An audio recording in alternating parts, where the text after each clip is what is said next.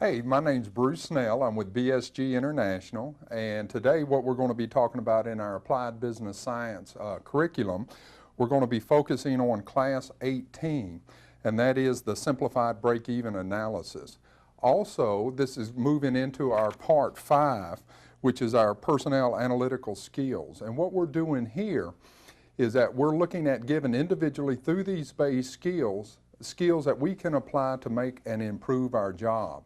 And what you're also going to see is that toward the end of this thing, you're going to be able to take this break-even thing and apply some of this stuff to the house to make sure that we're not losing sight of where we're at and give us some options here from a financial side.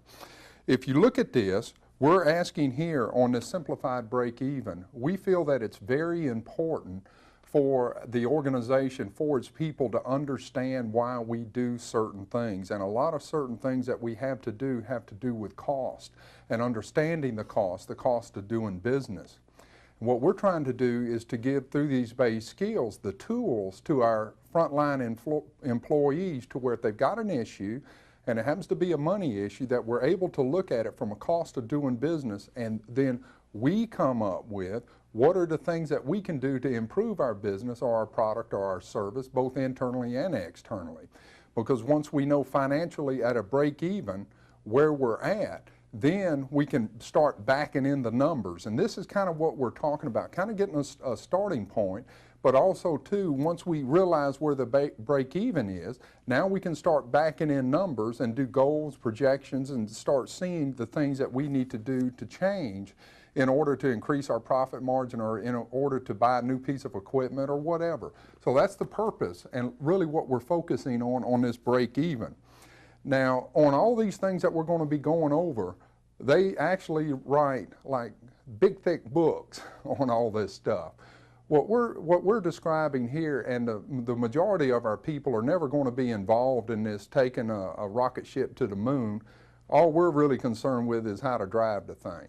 So what we're going to focus on are these base skills that apply throughout the whole organization. Because what you're going to see, if you got a big book like that and you got 100 people focusing on some tremendous technology and terminology, the majority of it we can't delegate or communicate it through the organization.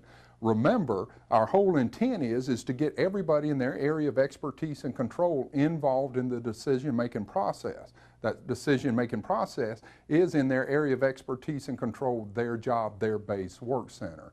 So again, this is continually again going to reinforce why these base skills of both people and process are so important for the continuance and growth of the organization. If you look at, let's turn in your workbook there to page number 1, and it's a simplified break-even analysis. And what we're saying is that, you know, we got the big books and all that stuff. We want to look at it, really what are we talking about, and give me something that I can use. There's little forms in here that we can do a simplified break-even analysis at day to day that we're going to be able to back into numbers. If you look at that, and we'll refer to that as SBEA. The understanding of our cost of doing business through our organization by the people doing the job, by your area of expertise and control. All of this is that what we're focusing on. Remember, everybody in their area of expertise and control making those decisions, and we have to make those decisions with data, and we have to build those base skills throughout the organization to help and to execute what we're going to do in regards to continuous improvement. If you look at the line item management versus systems improvement, cutting expenses is only going to do so much. You can only stop. I've actually seen it get down to where we're now cutting expenses. We're not buying coffee. We're now not buying paper. We're not doing all kinds of things internally other than improving the way that we're doing business. And the sad thing is, a lot of us react with cutting personnel, and then we start cutting service, and then all of a sudden now our customers are going somewhere else and we're wondering why. If you look at it, this line item management, this line item mentality that they've been cramming down our throat for all these years is not going to do it. We have to look at basically by defining how we're doing business, given these base skills internally within the organization to every job, by defining and improving the process is going to lower our cost of doing business. And if you want to argue with me on that, you go talk to Dr. Deming and read all his stuff. That guy, you can't argue with him. You might be able to argue with me because I have a little different accent than what he has. But if you look at it, it's held true over all these years. If you look at it, we got to move from the mentality of line item management to improving internally with process, step, and procedure, and developing these base skills in our people internally for long-term continuance and growth. And let's look at the reason. What we're talking about here is a ground zero, a starting point for improvement. The break-even thing is really looking at being able to move this thing through to where we've got a starting point. And the reason this ground zero is so important is that once we got our cost and we've nailed it, now it's a matter of backing things in to get the numbers, and then that's going to tell us what we've got to do. Example, if we need to increase or add another person, we need to increase our sales by 4%. Okay, by getting those numbers, that's going to tell us. Also, then we need to have the tools to step back and say, how in the world are we going to increase our sales 15%? What are the things that we can do? What we usually do, the line item management, is just cut a person. Okay, we got the deal, we hit the numbers, next deal. Every time we cut something, not only sends another fear out there, but also what it does is that we're not improving the process. So if you look at this, yes, there's things we have to do to stay in business, but what we don't want to do is like what they're just cranking out of school right now, is this line item management. We have to look at, give our people the skills to define their jobs and define their base work centers. If you look at the reasons for ground zero, are we efficient, non-efficient, understanding the effects of cost of doing business. We're calling that financial restraints. We're saying that on this deal is that if we have these restraints and if we know what we can and can't do, know where the numbers are, then we can work around it and look at our cost of doing business of what we can improve.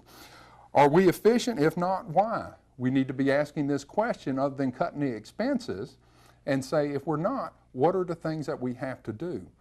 In that, we've had a lot of work classes leading up to this.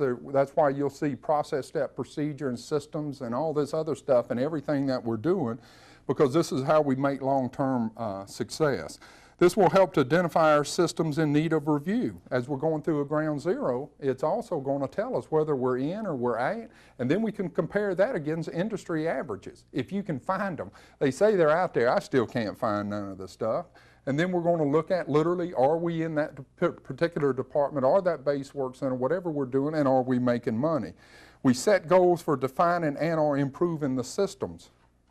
What we do, once we understand where we're at in ground zero, let's start looking at the system and set goals internally to get where we want to go. And it says, watch out for the backwards approach problem solving. This is what I was telling y'all is how we got started 11 years ago, like everybody else out there brainstorming and putting all this stuff up on charts. Then what we realized by brainstorming and setting down and addressing problems, it was creating 10 other problems because none of the base work centers and the organizational structure wasn't defined, not by the people doing the job anyway. And we had that old organizational chart on the computer that looked good, but it reflected different internally within the organization. And so we're saying that's what that backwards approach is. Now look at our number 3 there. It says systems process improvement, defining improvement. What we do, we define the systems by the base work centers involved. And that's how in the world we're going to improve quality and lower our cost of doing business. Again, how do we do that? We do that by teaching base skills to our employees, and this is one of the skills, the break even. What we don't do, we don't randomly cut expenses line item management. We're not going to do that. You got 1,000 other boys out there telling you that's how in the world they're doing business. We're graduating them every day out there. Go get somebody else to tell you how to do that. Or in fact, save you that salary and just randomly go through and cut 10% because that's what they're doing. In fact, you probably can give your brother-in-law a raise internally by just letting him go through there and cut the 10% because that's all they're doing. They're not improving the way we're doing business, much less defining it. What are we suggesting? Don't wait until we have a problem. Remember, we're saying most of the change, and the change has to do with staying in business. And the reason we get to that point is because of the fear and all this other stuff that we're dealing with. But we usually change out of a need or a forced change. And we're saying, let's build this infrastructure, let's look at how we're doing business, and let's train our employees. Because as you're going to see, the economy is going to do this. And what we need to do when the times are a little tougher, it's easy when the economy is good for everybody to be a success, but the cream of the crop will rise once the economy gets a little tough. And how we do it, by bringing the whole organization along with us. And it says, what are we suggesting? Again, don't wait until we got a problem. Let's look at it now. That's why we keep, and you hear us talk about building business infrastructure. Let's look at our goals to continually improve our systems processes that will lower our cost of doing business and improve our product and service internally and externally to our internal, external suppliers and customers. So that's really what we're looking at doing. So we've already talked a gazillion classes now about process, step, and procedure. So we're saying we can't leave that behind, but let's give some analytical skills here to look at the numbers to help us do that and help us move in a direction that our employees understand why we're doing things. Instead of just going, we can't do it. If they've got an idea and if they need something, if they understand the numbers, they can back the numbers in and make this deal happen. And also too, we stop becoming kind of the bad guy. Now, if you look at on page 2, it says defining the process. We're saying here that really defining the process, you look at the systems throughout the organization, when you try to look at it, is almost staggering because everything internally within the organization are systems. How we got started and figured this out is that we literally broke the systems down by processes. Then basically we focused at that base work center that was doing that particular process. Now what we're doing is giving them those base skills for continuance and growth of the organization. Then what we do is hook these processes together by internal supplier, who I get my work, who I give it to. Now we have our internal customer and supplier, and we've connected to processes now that make up the systems. So what we're saying is that you have to really continually improve how you're doing business and not be reactive. Because there's already a thing in here that we're going to cover, if we haven't already covered, about being proactive and reactive, and we talked about how the 4 barriers do that. Defining the procedures. Once we lay out the processes internally within the organization that start setting up the systems, now we got to go in and define those procedures of those process and steps. Now remember, and we're going to cover a process and step form here in a little bit. Really, a process and step form is really like flow charting, but it's not writing the stuff in a little box and moving down and then writing a procedure for that particular step that we need. Again, who is the best person to tell you how to do the job? The person doing it. What do we have to do as an organization? We have to give them the tools in order to do that, to base skills. And that's throughout the organization. Everyone in the organizations needs to be involved in this continuing education for continuance and growth. Let's look at measuring and goal setting. What we're looking at here, this measuring and goal setting, is that we can measure stuff internally, why we're not making money or staying profitable, and then by understanding systems and processes, then understanding the numbers that go with that, now we can start setting and going in some direction of some goals. But they have to be realistic goals. And we're going to talk about this a little bit further in the road here. There's nothing more insulting for you to go down and go into the office there and go in and say, guys, we got to cut this thing by 15%. And if you do that, then we'll do what? And everybody goes, that's a crock. There ain't no way possible we can do that, because we cannot set unrealistic goals.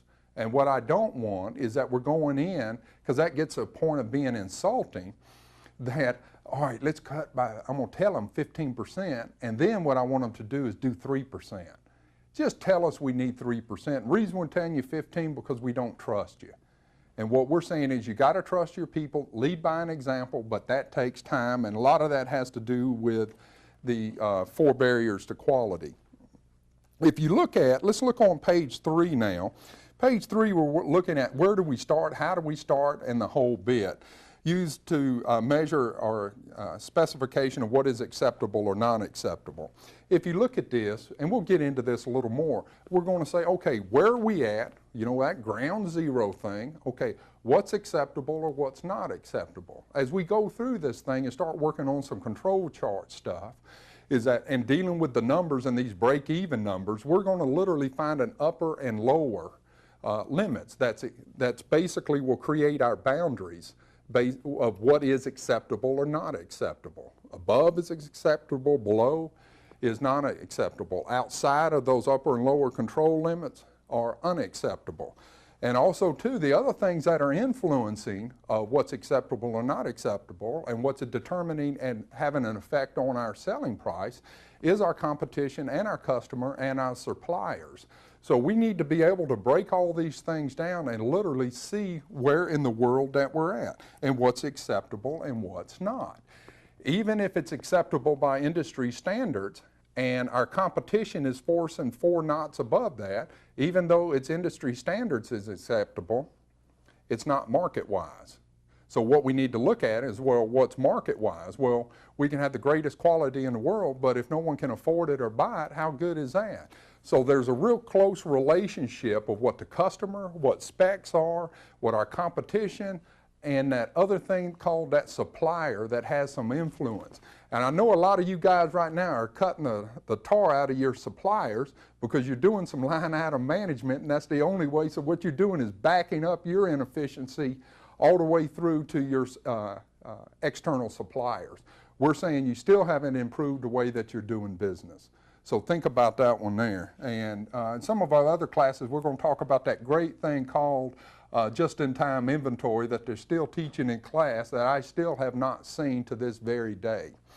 And if you look at this, we want to look at what are some of the examples and what are some of the things that we can learn with skills to kind of get started. If you look at page 3, we're talking about all this stuff. What are some of the ways? You remember we say how we learn through doing. If you look at this, we'll be able to do some things in our job to start getting some experience at doing this break-even, and also to doing some charting with some things we can understand and basically touch.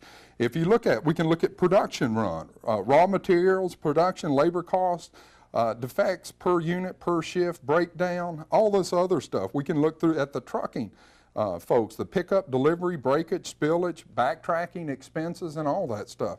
Absenteeism and tardiness. We told y'all that this absenteeism and tardiness, we need to put more focus on that because that's setting some good or negative habits, and the majority of the 1% that we have problems with that affect the 20% have problems with absenteeism and tardiness. And it's either excused or unexcused. So also too, for our office workers, paperwork handled.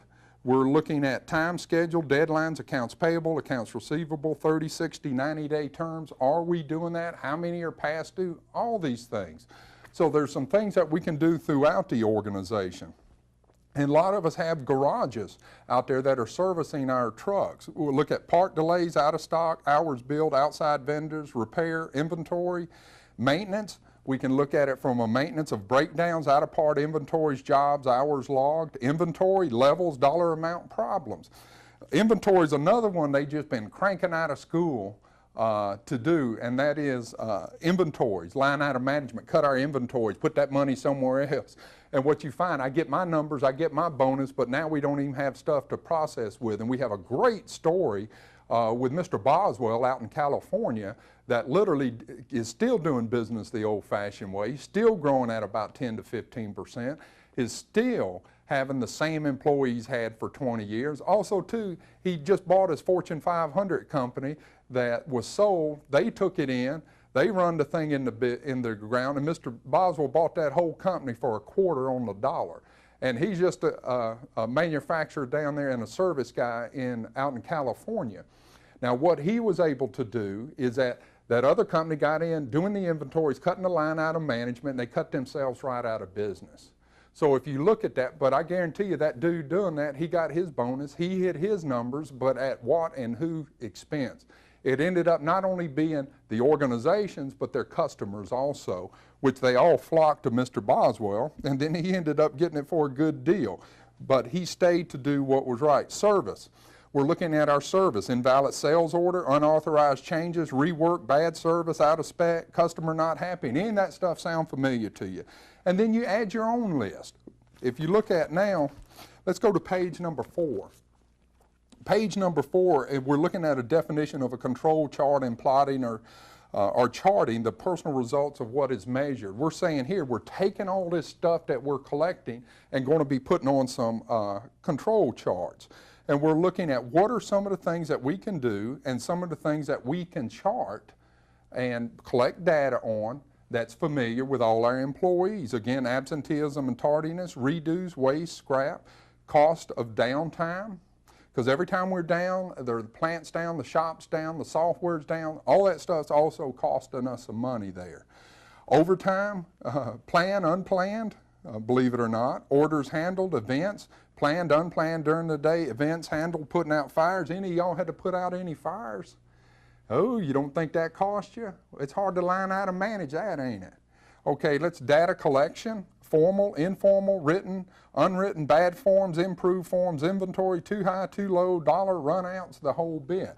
Because if we're cutting inventory and we're running out, how good is that? Well, you got the guys out on the floor, the sales force that's selling this product, and we cannot meet the terms and conditions of what we agreed on, but we got our numbers.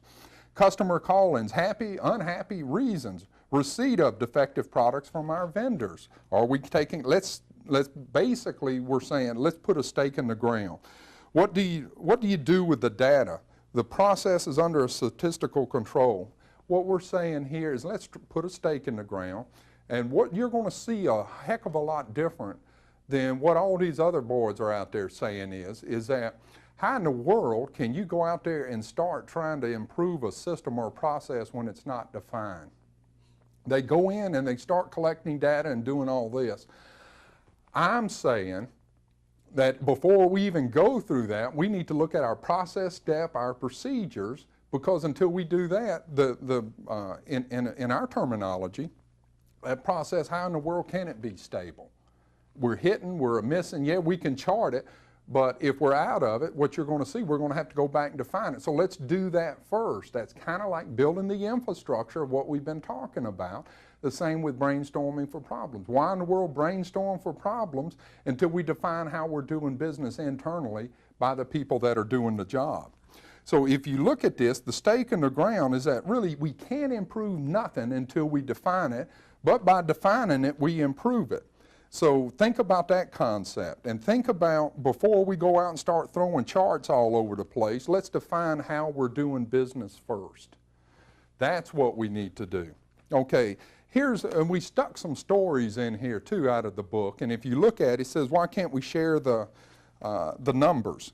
If you look at this, it says a procedure is only good when it's held accountable. Everyone in the organization should understand break-even analysis and the cost of doing business in their particular base work center. Only then can we make an informed decision based on data. And I get into some of these companies and they try to act like everything's so secret. Oh, can't let them know. And we're saying here, whether you think they know or not, they already know where all the dollars are. Let's formalize it, and if they've got an issue or something that they want to improve or go by, give them the tools to basically figure out how in the world that we can do it and make them real numbers. And I love now they're cranking them out now, this work incentives or these bonuses and pay for pay or pay for performance. That junk ain't worked over the last 10 or 20 or 30 years. We're now passing it on to government and education now. It works short term, but you look at all those teams and stuff that you got all these guys running around and they're going to do all this, they're not around no more. So if you look at this, we really have to focus on the basis, and we really have to look at getting out and trying to do everything but address the problem. And we're saying by literally trying to do pay for performance, it's an easy way to try to get you to do your job. We're saying they're already doing their job. They want to do their job. We have to give them the tools to help them. Okay, let's look at page number 7, which is defining the process cuts expense. If you look at this, we're saying line item management hardly ever provides long-term solutions for improvement of the way that we're doing business. I told you I was speaking out in Washington, D.C. At a leadership conference. That seems like you're going, what in the world? Didn't think they had leadership out there in Washington. If you look at it, they were talking about a hardware company, family-owned business, grew to be huge. All of a sudden they sold it, went public. All of a sudden they started line item management that thing to death. All of a sudden then the stockholders got stuck with it. The big broker boys turned it. The guy selling the stock turned it. They all, and you notice on all these deals, they all get paid first. So after about 7 years, they ran that in the ground. Then they put in a whole bunch of cash, and you never guess what they started doing. They started doing everything that they line item management out and said, well, this is how we're going to run the business. That's how you ran the business in the ground to begin with. It feels like I'm talking to a bunch of chumps out there that sit there and go through all this stuff, and they're not being held accountable for those actions. If you look at it, all these things that we're doing, we're going to pay for long term. So if you look at, by sitting here cutting expenses, you ain't improved nothing. All you've done is cut expenses, and all you've done is push another notch of fear up in the organization. And I want you to look at all these guys that have been going around consolidating, doing all this stuff. Look at where those boys are at. They're moving from one company to the next every 2 to 3, 5 years, and look at the companies that they left. We, again, have cut all the equity out of it. Now, not only have we cut the equity out of it, now we're cutting the life equity out of our people in these organizations to help pencil these guys coming in and taking advantage. If you look at page number 8, now I hate to kind of get into some numbers and stuff here, but this is kind of, we're going to formalize a little process, and we kind of want to lay out and give an example of what this break-even stuff looks like. If you look at, we're going to have item A, which is line 1, 2, and 3. If you look at that, we're having the event in action, and then we have an example in the comment. What we're doing is, number one is the unit cost. If you're looking at that as an example, we're going to say that unit cost is $100. Then we're saying the unit cost is basically, we're going to say, is the selling price. The variable cost is the cost of that sale. So what we're saying is that what we're selling it at is like $100. The variable cost is what its cost of that sale, what it makes, or what it cost us to make that part or that service.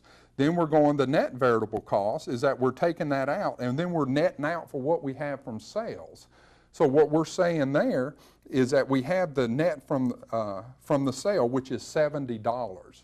So if you look at it, this product or service, and it's either one that we're selling here, is that now where we're at, we're saying we've taken out all that stuff and got it down to kind of what the net from the sale is. And then we're going to look at some other things here. Then B, let's look at the fixed cost. And B, number 4, is what's fixed cost? Fixed cost is like the building, like the equipment, like the insurance, all these other things that we can't change overnight. If you look at this fixed cost, is whether we sell one widget or service one widget, that cost of doing business usually stays the same. And that's kind of some of that overhead stuff, like the buildings and insurance and all that stuff that we're talking about. So we're saying our fixed cost, and we're looking at this on a monthly basis, is, let's say, $7,000. I know that's not a lot for a lot of you folks, but let's just look at here for easy reasons, $7,000. If we're not selling anything, our fixed cost is the same. So if you look at this, now we've netted out that our product or our service is that we're netting $70 per unit, if nothing else. Now we got to look at that $7,000 is what our fixed cost is. Okay, and that fixed cost we want to look at now is C, the break-even process. Now this break-even process we want to look at here is that number 1 under that is the fixed cost. That's that $7,000 that we just talked about up there on line 4. Then we want to look at line number 7. It says divide it by. Line 6 divided by line 8 equals 9, which is your net variable. So literally what we're looking at is that we're basically dividing that $7,000 by that $70 is what that thing cost. And what we're doing here, that break even, for us to break even or stay in business now, is 100 units. This will give you your break even number for units to sell. So if you look at that, okay, what's it going to cost for us to stay in business? If you really look at going through this unit cost is fixed cost is break even, is that we got to sell 100 units of either product or service in order to keep the doors open. So our break even is that. Now, we're going to follow this, but I want you to think about now. So literally, if you're on the production floor, you're going, hey, we got to do at least 100 units a month. If you're selling, I got to sell 100 units a month. If I'm taking customer responses, we're going, okay, if we got to do 100 units, that means we're going to probably have 100 customer service deals that we need to talk about. Then you can start backing in your numbers. So these break even apply throughout the organization. And you can also use these break even on, number one, how we got to increase it, how many more people we need to bring in, what kind of tooling or equipment, or what kind of hardware we need to invest in, or do we need to invest in another facility, more people, or whatever. That's the value of that break even. All right, now D, let's look at that break even is 100 units. Our, again, is that we sell 100 units, we're staying in business. Let's now look at E, which is number 11, a loss, is below 100 units. So if we sell below 100 units, we're losing money, and a profit is 100, we're making money.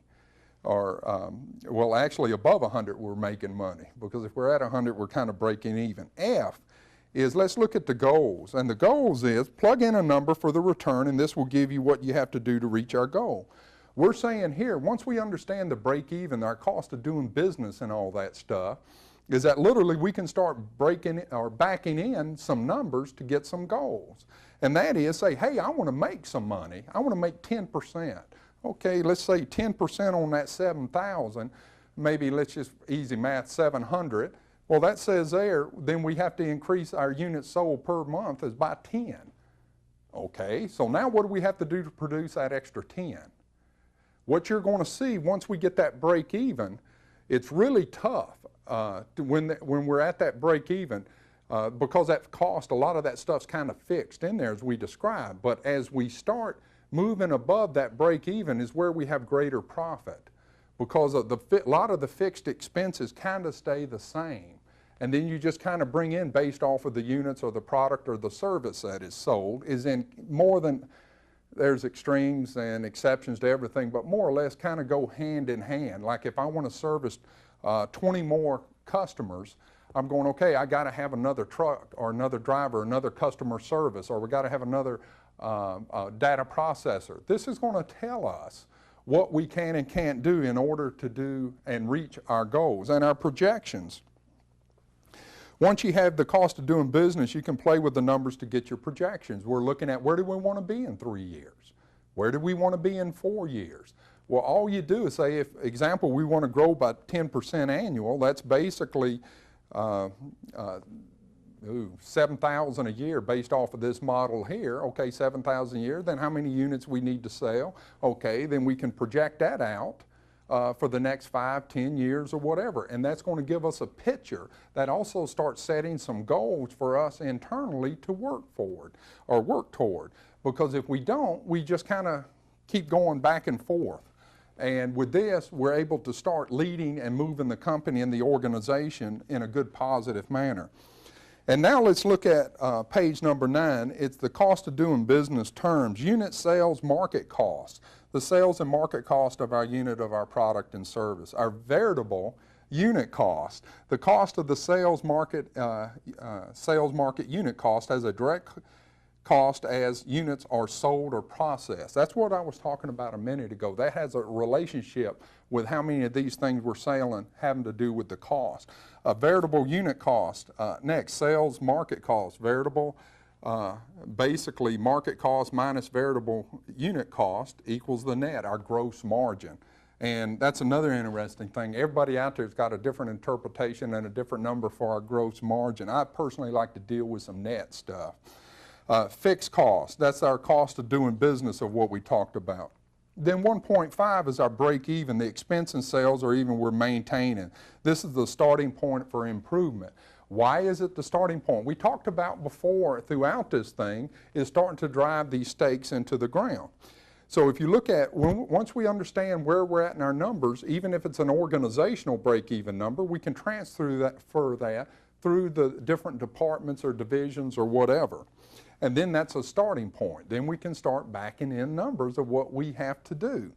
An example, I'm going to just say, is like bringing on another piece of equipment. Well, if that equipment cost us X, okay, and that thing will speed us up by 10%, what is the cost of that, bringing that on? Is it going to pay for itself? Is it something that is worth doing? And or are we going to get a return out of it? So in that, again, we need to make sure that we've got these skills down, that these folks are needing that new machine or new computer, new software, new office or whatever, that we're able to generate the additional revenue to support that. And again, the best person to tell you how to do it is the folks doing it. Number two, organizational type, for profit, nonprofit. For profit, family businesses or publicly traded, corporate, DBAs, etc. We're saying there's really two types of organization, for-profit, nonprofit. And a business is in business to make a profit, is a for-profit, sales of product and or service. A reasonable profit, not making, losing money. You're either going to make it, not make it, or you're going to lose it. Future, maintaining and expanding markets, continuance and growth with continuous improvement of people and process. Very seldom have I ever come across a company that has been stagnant for 10 years. Because usually what happens, they're out of business. Not unless it's a smaller organization to where it's limited by the people, and sometimes just by not being able to expand your market or expand because you don't have the people, is that in itself was limiting. In fact, we're dealing with some companies now that have been trying to get out and expand, but because they don't have the infrastructure, they have to come back and retrench. So it's really interesting. We're dealing now with building that infrastructure of how we're going to do it. Nonprofit, government, education is business to provide a product and service just like everybody else. Funds taken in, not to exceed expenses, because if we're in that bad boy for not to make any money, then what we got to do is stay and keep the doors open. So we at least want to make sure that whatever that our expenses are, that we're at least collecting or bringing in enough either through sale or business or donations. And future, maintain, expand product and service, continually improve for continuance and growth. Not much different, is whatever that is, we got to keep moving. And again, how are we going to keep moving, keep growing for this continuance and growth? Got to get these base skills to our folks internally within the organization, and you'll see the loop start again. We'll work on the four barriers, the base values, all the other stuff. Useful terms, continuous improvement. That thing's used to death out there. Continuous improvement of product and service, of our order and request, and the systems used to process them. So that's what we really got to do. Again, who's the best people? Folks doing the job. Defining and improving. By defining the system in the base work center, you improve it. It's as simple as that. Line item management versus system improvement. It says line item management is usually an attempt to hit the numbers, to cut to a superficial profit or lower our cost of doing business. Ladies and gentlemen, we have just about cut the heart, the enthusiasm, the life out of our organizations over the last 30 years. We need to teach systems improvement and base skills and continuous education and improvement of our people and of our process. Please, no extremes. I don't want to hear this junk over the email, or when I'm out somewhere, someone goes, oh, well, you said, no. Everything's in moderation and in balance. There's no extremes. When you start going extremes, things start going haywire. We are in business for both profit, nonprofit, and to provide product and service to our customers. And it says negative comments, watch out for the 1 to 20%. Again, as we're going through this, look out for whatever you're trying to do. Is that example, we're looking at trying to give some break-even analysis, looking at defining our process, our steps, and all that other stuff, is that you're still going to have that 1% that's going to try to throw a wrench into everything that the organization is doing. So again, look at it, is that what we're talking about is be aware of that 1%. Person sitting on the sideline, always got an issue. Always somebody else's fault, always there to tell you exactly what you want to hear, but then in turn they have never supported, never been a part of, never done anything to contribute to the organization. Not only to the organization, to their co-workers, and what you'll find is that they ain't doing nothing with their family or their community either. So, example, let's focus on our 99%. Be aware of that 1% that's sitting in the corner there that's really trying to shoot down everything that we're doing. And with the break-even thing, they're going, oh, okay, well, why are you trying to know the numbers or the cost? What you're going to do is that we're going to sit there and we're going to define it, then you're going to cut me or get somebody else or outsource it.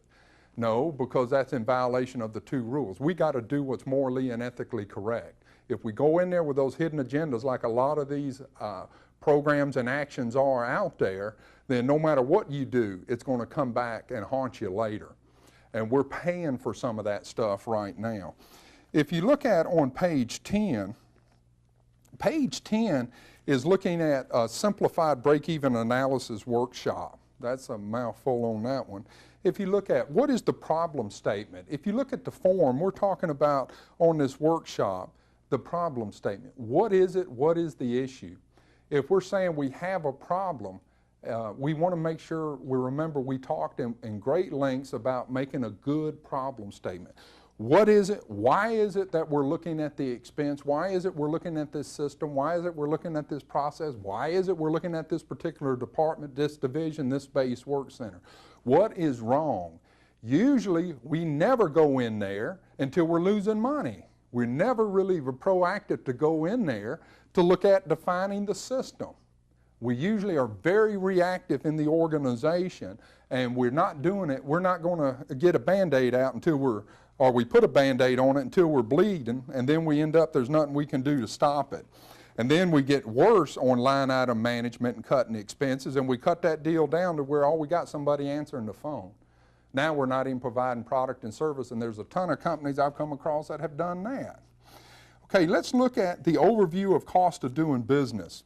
And this is where we're talking about here. Just kind of plug some of your numbers and stuff in, is that what we can do on a broad scale is that you got all these numbers now in these software programs, is that if we look at your organization, look at it from the organization-wide. From an organization-wide, what is that unit cost? Organization, and then let's get that number, and then let's break it down by department. If you got 10 departments, if nothing else, and we don't have that well defined down out, just cut it by 10 and say, hey, this is what it all is. And then it says your department's variable cost. Okay, figure out what that variable cost is by the same way. Getting the organizations, you can divide it on out through different departments and base work centers. Again, the net variable cost, the fixed cost, and then look at the break-even numbers. That's why we're saying with the organization, they have access to all these numbers. And if nothing else, with a broad brush to start, just, if nothing else, get it for the organization. Say, hey, we got to sell 1,000 of these units of product or service a month. Okay, we got 10 units. Let's break that cost down and say, okay, we got to sell that. Here's what that cost is, and we can divide it by 10. That's going to kind of give us a rough budget to work with, or some rough figures to work with, until we get in and define it and get a little better with that. Then almost immediately, you can pull off your existing cost of doing business and compare it with it and kind of see where it is. And so again, we want to look at and deal with data and not emotion. We don't want to go beat the tar out of somebody when we don't have either the data or the facts or the information.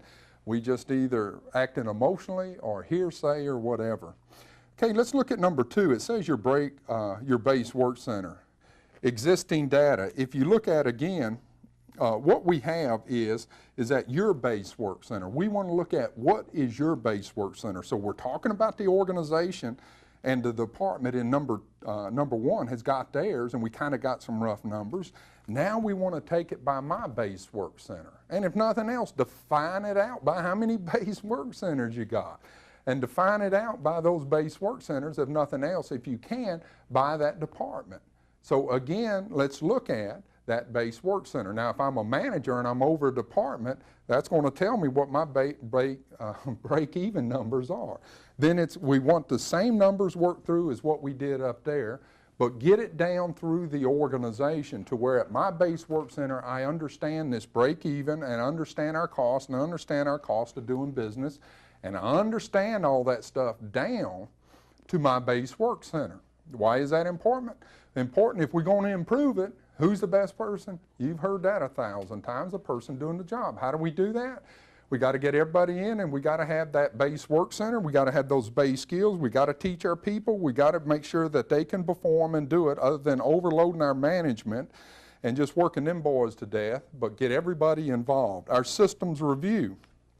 If you look at it, let's go down and look at that number 3. We kind of gone through this thing, kind of got some costs down by the organization, by the departments. Now we're at my base work center.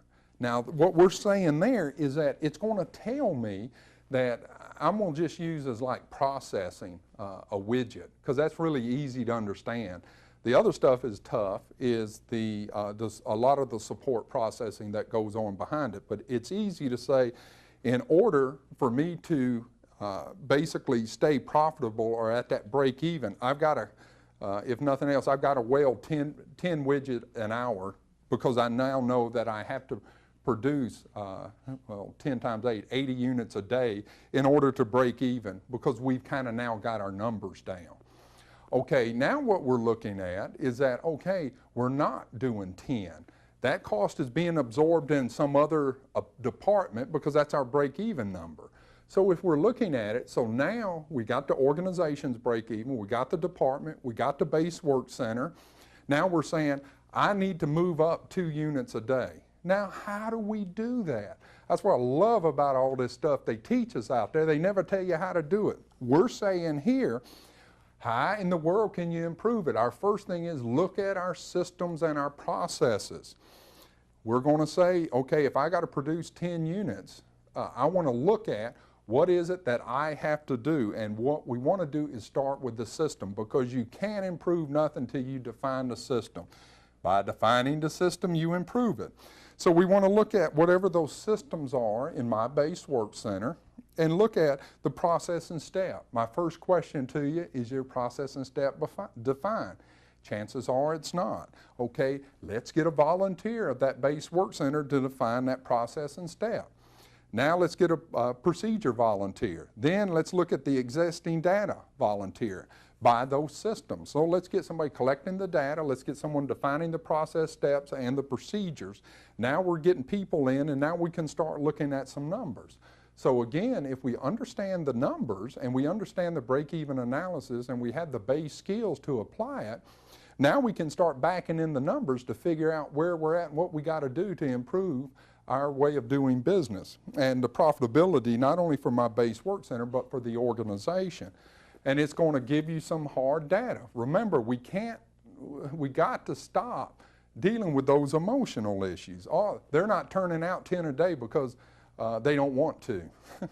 You ain't got no data to support, no process defined, so then we start getting emotional and saying that guy's a bad guy. So if you look at it, so now we're looking at, we understand our cost, we got it all the way down by base work center, we're defining our systems. Once we define those systems and get them laid out, now we can start looking at some goals. Okay, the goals are cost, our systems, our growth, our profit. And we again want to look at present data, past data, and project it, and goals. Because let's look at where we've been, where we want to go, and let's deal with some numbers. So if you look at how do we get our costs down? Okay, what are some of the things that we can do? By looking at the systems and defining them, it's going to start throwing up some stuff that's going to tell us where we're at on the thing.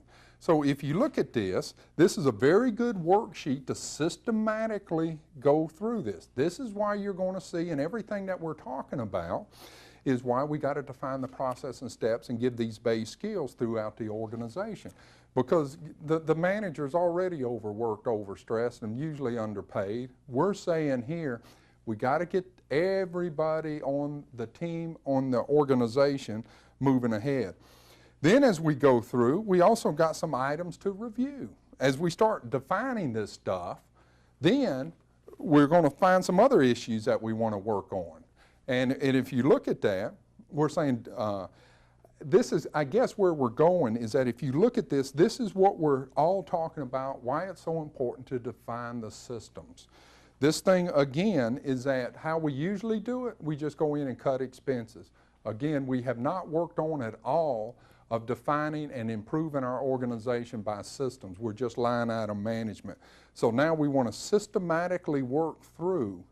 That's why we're talking about, if you look at how I started 11 years ago, they were talking about brainstorming. Now you see, brainstorming, because the problem is we're not making money, so we cut expenses. Or we get in to see why. Then what we find out is that none of the systems were defined. So then we started, instead of addressing that problem, now we're trying to define what has created 10 other problems. That's why we say up front, let's build our business infrastructure. Also, how we're going to do that? We have to have those base skills of every employee internally within the organization that are also transferable skills that can go with them no matter where they go in the organization. And it personally develops those folks. And I don't know about you, but I feel a little more better going to work when I'm challenged and I feel a part of that organization than when I'm just going there to where it gets to where all I'm doing is collecting a check. Okay, so that's what we're talking about is our simplified break-even analysis, and that's kind of move away, get the numbers down, break them down by our base work centers, and deal with data and back the numbers in to get where we want to go. Kind of simple, but in effect that's all it is. They got enough 8-inch books written on this stuff that none of us can read or understand. So if you look at this, and what I've found is that most of the successful entrepreneurs that never even finished high school, and there's a ton of those guys, there's a ton of guys that never went to college, they figure these things out themselves. And what I was finding is that we're kind of losing this as they grow and move through the organization and move on. So we want to capture all these skills. Let's look at now our page 11, which is the action item form. This is where we're talking about here our Base Work Center 2000 kit. These are all the forms, and you've seen them throughout the ABS of how we're using those. This is why you're going to see these things throughout, because from basically here on out, we're going to be using a majority of these forms. And this is why, again, we're saying that why we have to build the infrastructure. You're going to see why we have to do these things for long-term success. If you look at page 12, page 12 is that task team form. That's how we formalize. The task team is we want to go in and cut expenses in my department. Okay, what do? Then we do that. Then the action item form, okay, let's start collecting some data. If you look at the action item form, now we got to start collecting some data. Let's write it down and assign it out. Number 14 is the summary of forms and data screens and all that other stuff. What we're talking about there, the reason we do, because number one, most of the paperwork's incorrect that's out there. And what we have to do here, the paperwork suggests the processes, so we want to collect it. Next is number 15, which is a form procedure. What we're saying there is that once we collect these forms, let's write that form procedure on how to fill it out. What you'll see is that how easily it can get basically misinterpreted of what goes in a blank. Let's look at 16. That's our process and steps. 16 and 17, that's the front and back. Remember that process and step thing is really just like flow charting. However it is, we receive our order request, then I do what? We work through the process. So that's what we're talking about there. And if you've been through this ride with us in this certificate program for this ABS, you'll understand what we're talking about. Also, too, procedure. If you look at the next two forms, and those procedures are procedure for a particular process and step that we need a written procedure for. Okay, that's how we start defining that system. Now let's look at page 20. That gives you an idea of some data collection worksheet.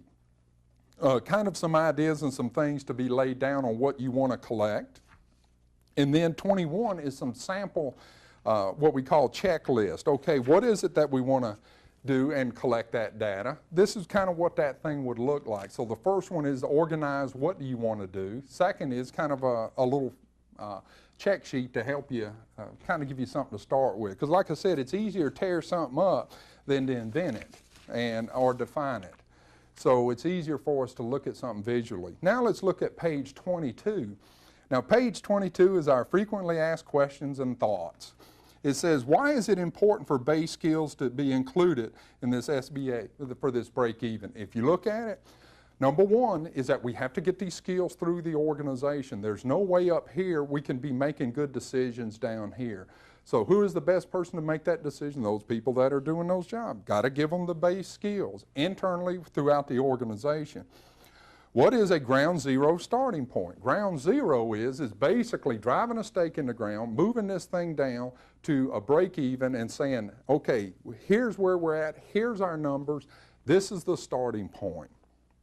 It says, what does break even mean? Well, I kind of answer that. And break even is that where we're not making money or losing money, and that's where we have to stay in business. Why should I define the system and processes of the items we are trying to get a break even number for? Because it ain't going to be good data. You're going to find out if you're going to improve it, you got to define it. And that gets our numbers in a controlled state. And it says, what is a system in a controlled state? That means that it's hitting within what's acceptable. And that's the upper and lower. And those are set by a lot of different things.